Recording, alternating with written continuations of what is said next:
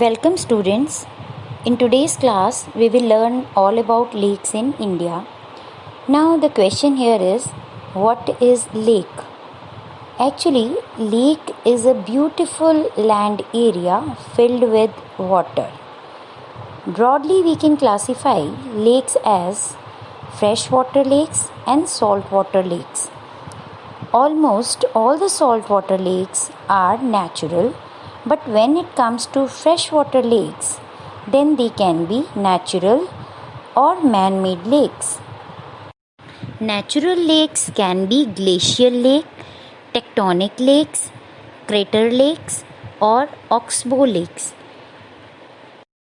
On the other hand, man-made lakes are the reservoirs built on dams that are built across a river, and sometimes a lake is created by building up an embankments. Now we will study all the important lakes one by one. So let's first start with salt lakes, and in this category the first lake will be the Chilka Lake.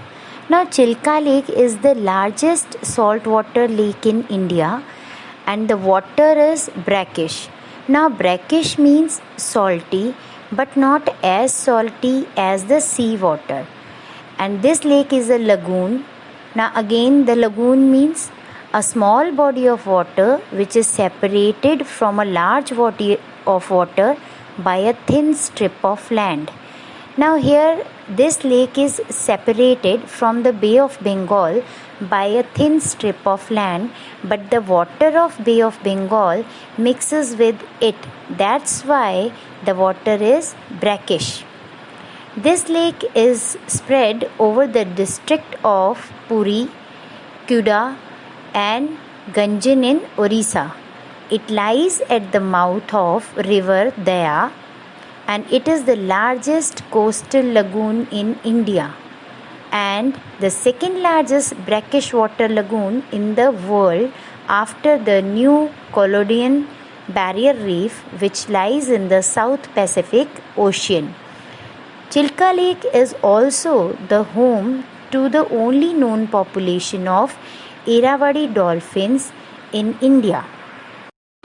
Second lake is the Pulicat Lake, and this lake is the second largest saline water lake in India. It lies at the border of Andhra Pradesh and Tamil Nadu, and this lake is a lagoon. This lake encompasses the Pulicat Lake Bird Sanctuary. Here the word encompasses means encircle or hold. Fine. Now the barrier island of Sriharikota separates the lake from the Bay of Bengal, and this lake is the home of the Satish Dhawan Space Center. The major part of the lake comes under Nellore district of Andhra Pradesh. And the third lake is the Vembanad Lake, and this Vembanad Lake is the longest brackish water lake in India, and it is the largest lake in the Kerala state. Fourth lake is the Lonar Lake or the Lonar Crater. It is actually a crater lake. Crater lakes are formed whenever there is a fall of meteor. It is a saltwater lake also. It is situated at the Lonar in Buldhana district in Maharashtra. This lake is a national geomonument of India and is both saline and alkaline in nature. This lake is also famous for wide range of plants and animals. Next is the Sambar Lake. It is India's largest inland saltwater lake, located southwest of the city Jaipur and northeast of Ajmer in Rajasthan. This lake is a natural lake and is extensive saline wetland. It is designated as a Ramsar site due to thousands of pink flamingos and other birds. Sambar Lake has a major economic importance to the state. as the salt producers from this lake has made Rajasthan the third largest state producer in the country. Now let's move on to the man-made lakes, or we can say artificial lakes. The first one in this category is Gobind Sagar Lake. This lake is a reservoir and is situated in the Bilaspur district of Himachal Pradesh. And this lake is formed by the Bhakra Dam on the river Satluj and is named in the honor of Guru Gobind Singh Ji, the 10th Sikh Guru. This lake is actually made to maintain the level of water. The flow of river Byas was channelized to Gobind Sagar by the Byas Satluj link, and this lake is an artificial freshwater lake in Himachal Pradesh. Now the next artificial lake is the Indira Sagar Lake, which is the second largest freshwater lake in India, built on Indira Sagar Dam, which is on river Narmada. It lies in the Khandwa district of Madhya Pradesh and is named after the late Prime Minister Srimati Indira Gandhi. Now the next artificial lake is Sardar Sarovar Lake, which is a freshwater lake built on river Narmada on Sardar Sarovar Dam. This lake provides water to 4 states, Gujarat, Madhya Pradesh, Maharashtra and Rajasthan. अब इसी slide में जो दूसरी image है that is of Shiv Sagar lake और Shivaji Sagar lake, and this lake is in Maharashtra and is the largest artificial freshwater lake in India, and it is the water reservoir formed after the Koyna river was impounded by the Koyna Dam, and this lake is located near Mahabaleshwar. Now the next section is of natural lakes, and in this section the first one is the Vular Lake. Vular Lake is the largest freshwater lake in Jammu Kashmir, India. It receives water from Jhelum River and is formed by the result of tectonic activity. So it is called tectonic lake. Now what is tectonic lake? Actually the movement of tectonic plates leads to the faulting, tilting, folding and wrapping, etc. And with this the tectonic lakes are formed. Second lake is the Dal Lake, and Dal Lake lies in Srinagar, that is in Jammu Kashmir, India. Actually Srinagar is surrounding Dal Lake, and this lake is a glacial lake. Now what is glacial lake? As we know that the glacier is a huge mass of moving ice, and now these lakes are formed when the glaciers erode the land and then melts, filling the depression created by the glacier. Third natural lake is the Loktak Lake, which is in Manipur and is the largest freshwater lake in northeastern part of India, and is famous for Humdis, or you can say fungus. Actually Humdis are a kind of floating islands, and they are made up of heterogeneous mass of vegetation, soil and organic matter at various stages of decomposition. This lake is located at the Mering in Manipur, and in this Humdis, or you can say floating islands, we have Kebul Lamjor National Park, and this is the only floating national park in the world and is famous for Shanghai deers. Shanghai deers कौन से होते हैं? मणिपुर के जो bro antler dears होते हैं ना, उनको शंघाई डियर्स कहते हैं. Now next moving on to the Vinthala Lake and Kanwar Lake, or Kanwar Tal you can say. Vinthala Lake is the only one natural oxbow lake in whole of the South India, and it is found near Mala in Kerala. It is formed from a cutoff of the Chelakodi river which flows near it. ये जो बेटा आपके सामने जो slide है, इसमें जो first image है उसमें बिल्कुल बॉटम साइड में देखिए एक ग्रीन कलर का ट्रायंगल है, वहाँ मार्क किया हुआ है विंथला लेक. और इसी स्क्रीन में जो इमेज है इसमें सेकंड इमेज जो है, इसमें ऊपर देखिए आप नॉर्थ साइड में ग्रीन कलर का जो ट्रायंगल है, इट रिप्रेजेंट्स कन्वर लेक, और यू कैन से कन्वर ताल भी बोलते हैं इसको. Now, this Kanwar Lake is in the north, located in Begusarai district of Bihar, and it is the Asia's largest freshwater oxbow lake.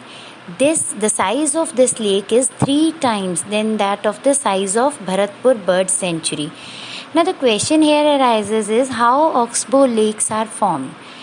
Actually, oxbow lakes are formed with rivers that meanders.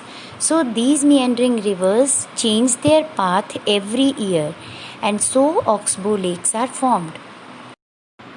Now this place became Bird Sanctuary in 1987, and now it is called as Kanwar Bird Sanctuary. And next is the Koleru Lake.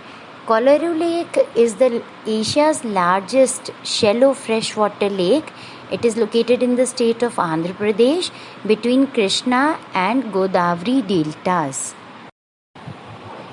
अब बच्चों इस drainage chapter में हमने river system study किए. एक Himalayan river system और दूसरा है पेनिनसुलर रिवर सिस्टम.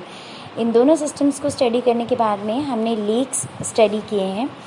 अब जिस तरीके से हमारे पास रिवर्स के एडवांटेजेस और डिसएडवांटेजेस हैं, उसी तरह से हमारे लिए लेक्स के भी एडवांटेजेस और डिसएडवांटेजेस हैं. तो I have summarise the importances of lakes for you. Just let's go through this. Lakes add scenic beauty to the nature and very good for tourism. Recreational activities are done on lakes like boating, swimming and other water sports. Lakes regulates the flow of river water, acts as a storage of water during rainy season and a source of water for irrigation also. Lakes conserve biodiversity. Brackish water lakes have large fish harvest. Lakes maintains the ecosystem, or you can say natural balance. Man-made lakes are created for the generation of hydroelectricity power. The lakes are also having the economic importance, like salt produced from the Sambar lake has made Rajasthan the third largest salt producer in the country. And one more example is there, it's coming in my mind, like Barapani Lake is located in Shillong and was created as an artificial reservoir for the hydroelectricity power project, and this project is basically constructed for Meghalaya. Now one important point which you should know, that if the lakes are bigger in size, then we call them seas. And like the common examples are Dead Sea and Caspian Seas and so on. Nowadays there has been a major concern about the pollution or the discharge that flows into the rivers. Now the major pollutant account for this are untreated sewage and the industrial discharge, along with the agricultural waste that flow in. Increasing urbanization and industrialization has definitely affected the rivers and harms the surrounding of the river. Now to combat this, there has been a national plan that has been started, which is known as the National River Conservation Plan, NRCP. And now NRCP plan has been merged with the Ganga Action Plan. And this Ganga Action Plan initially started as phase 1 in 1985 and it was closed down in 2000. Then it started again in phase 2 later on. Then it was merged with NRCP and now it includes 152 towns, 27 interstate rivers in 16 states. And out of all the schemes, like 215 schemes, nearly 65 schemes have been completed under this, and still more are on work. So these are the highlights which we have covered under the drainage chapter of NCERT class. But still, if any student has any doubt or query, you can call me any day, any time. Calling is allowed for Genesis students only, and rest of the students can mention their doubts and query in the comment section. I'll reply there only. So till next class, keep revising and learning. Students, For the notes, click on the link given in the description box. I repeat, for the notes or PDF, click on the link given in the description box.